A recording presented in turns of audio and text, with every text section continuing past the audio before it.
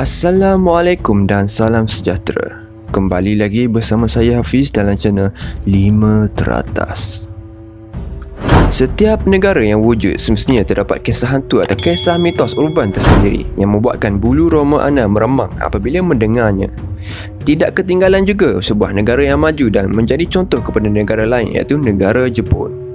Adakah anda tahu negara Jepun juga terdapat pelbagai kisah-kisah misteri yang menyeramkan dan membuatkan sesetengah orang Jepun takut untuk berjalan berseorangan pada waktu malam? Ini kerana mereka juga percaya makhluk misteri ini wujud di sekitar mereka. Ini termasuklah makhluk yang dipanggil Yuri, yang bermaksud manusia yang meninggal dunia lalu menjadi hantu, dan juga yokai, iaitu roh mitos yang telah menjadi sebahagian daripada cerita rakyat di Jepun setelah berabad lamanya. Sejak itu, Yuri dan yokai kerap muncul dalam seni tradisional Jepun, seperti di dalam bentuk ukiran kayu dan seperti pakaian seragam dikenakan di dalam persembahan. 5 Teratas buat kali ini, saya akan kongsikan 5 jenis hantu Jepun.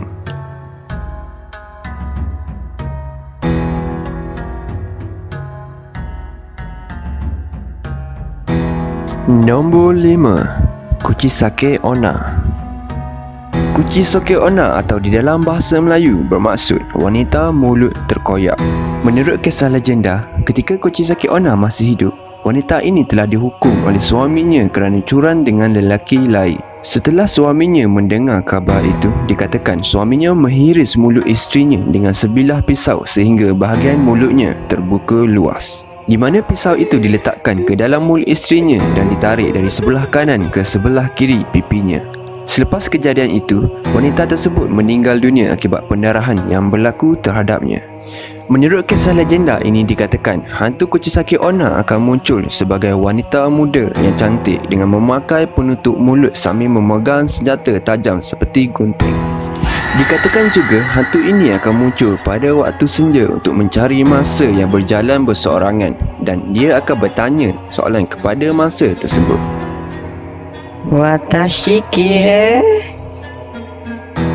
Jika jawapan yang diterimanya adalah tidak, maka mangsa akan terus dibunuh.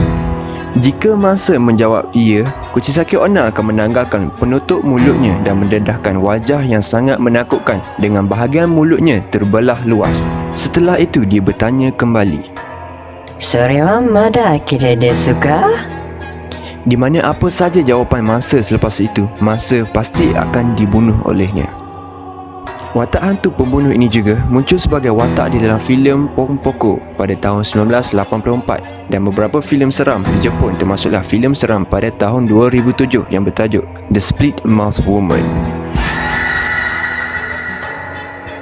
Nombor 4. Yuki Onna. Pernahkah anda terlihat seorang wanita cantik berkulit putih seperti salju yang berambut panjang berjalan-jalan di musim sejuk? Jika pernah, maka apa yang anda lihat itu kemungkinan hantu Yuki Onna. Menurut apa yang diceritakan oleh orang terdahulu, apabila hantu Yuki Onna ini berjalan atas kawasan yang dipenuhi salji, anda tidak akan menemui tapak kakinya. Sebahagian besar dikatakan cerita hantu Yuki Onna ini berasal dari wilayah yang bersalji di Jepun seperti Aomori dan Akita di Tohoku. Terdapat beberapa versi hantu Yuki Onna di mana dikatakan dia adalah pontianak salji yang menyedot jiwa-jiwa mangsa-mangsanya untuk kekal kelihatan cantik. Dalam versi yang lain pula mengatakan hantu ini menggunakan kecantikan gaibnya untuk memikat lelaki lemah ketika musim sejuk dan membiarkan mangsa membeku sehingga mati. Menurut orang terdahulu lagi mengatakan bahawa Yuki Onna ini merupakan seorang wanita cantik yang telah dibunuh di kawasan bersalji dan dia kembali melakukan perkara yang sama untuk membalas dendam. Nombor 3. Kappa. Makhluk atau boleh dikatakan hantu yang kenik ini seperti manusia yang mempunyai cengkerang seperti penyu, berkulit hijau, bersisik dan atas kepalanya kelihatan seperti sebuah piring. Menurut cerita orang di sana mengatakan kappa ini tinggal di sungai, tasik dan mana-mana laluan air di Jepun. Dalam Shitoishimi dikatakan kappa ini dihormati sebagai tuhan air dan patung-patungnya boleh dilihat di kuil-kuil di sekitar Jepun. Perkara biasa yang dilihat pada kappa adalah ia sangat sukakan timun dan tidak mungkir janji. Terdapat juga beberapa versi tentang hantu ini, di mana yang paling popular adalah versi bandar yang gemar menarik kanak-kanak yang sesat masuk ke dalam hutan dan juga haiwan apabila berada di dalam air sehingga ianya lemas. Setelah haiwan atau kanak-kanak itu mati, ia akan memakan usus mereka tersebut. Nombor 2. Jorogumo. Hantu labah-labah yang menggoda ini adalah berdasarkan kepada labah-labah berbola emas yang benar-benar wujud. Labah-labah ini biasanya terdapat di mana-mana di Jepun, manakala labah-labah betina pula boleh membesar sehingga 2.5 cm panjangnya dan boleh menangkap burung kecil sebagai mangsanya. Menurut legenda menceritakan apabila seekor labah-labah ini mencapai usia 400 tahun, ia akan berubah menjadi Jorogumo dan mempunyai selera makan terhadap lelaki muda dan bukan lagi burung atau serangga. Hantu ini dikatakan boleh berubah bentuk menjadi wanita cantik untuk menggoda lelaki pulang ke rumahnya. Kemudian, mangsa diperangkap dalam sarangnya dan dikatakan akan melahap mangsa dengan perlahan-lahan. Jorogumo juga sering kali digambarkan sebagai wanita cantik berkaki labah-labah yang dikelilingi oleh kerangka mangsanya.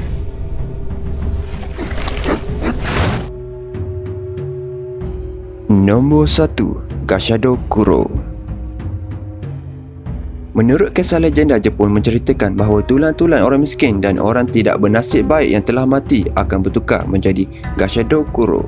Yokai ini terbentuk di tempat-tempat yang banyak kerangka manusia seperti kematian beramai-ramai di kampung-kampung disebabkan kelaparan atau disebabkan penduduk meninggal dunia kerana sebuah penyakit.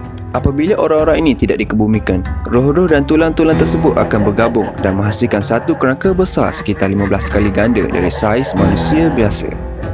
Menurut kisah legenda lagi dikatakan hantu Gashado Kuro akan mencari pengembara yang berseorangan dan memakan dengan menggigit kepala mereka, melahap tulang mangsa dan meminum darah mangsa.